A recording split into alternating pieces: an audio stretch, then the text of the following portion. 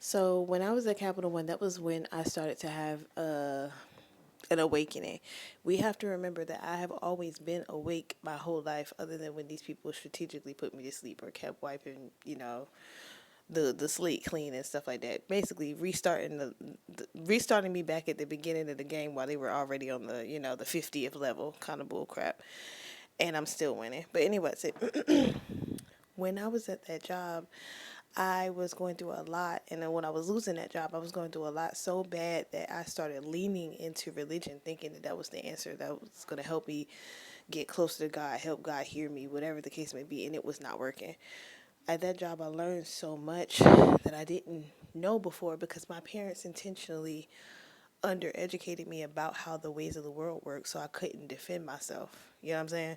So that was when I had a manager at that job named, or she wasn't my direct manager, but she was just this micromanager that wasn't nobody's manager for real. But her name was like KW. I think her first name was like Karen. She was this evangelist. And she actually sparked my first like awakening at that job because she kept saying there's a watcher for the watcher. And I was like, what the fuck does that mean? And when I looked it up, blah blah blah about the watchers, but I'm like, okay, if there's a watcher watching me, am I a watcher? Am I watching? Like what does that mean? You know?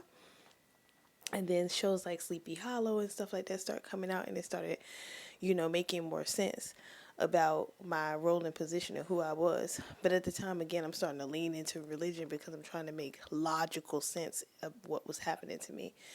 Because a lot of people at that job started, again, giving me stuff. There was this dude, his son had cancer. He would be giving me stuff. There was this lady, her mom was sick. She would be giving me stuff.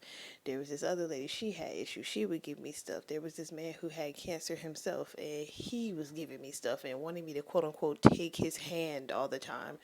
And I'm like, what are you talking about?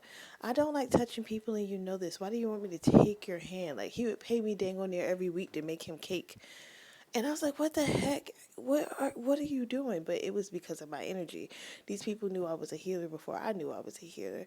These people were trying to exchange karma. These people were attempting to steal my luck, like stuff like that.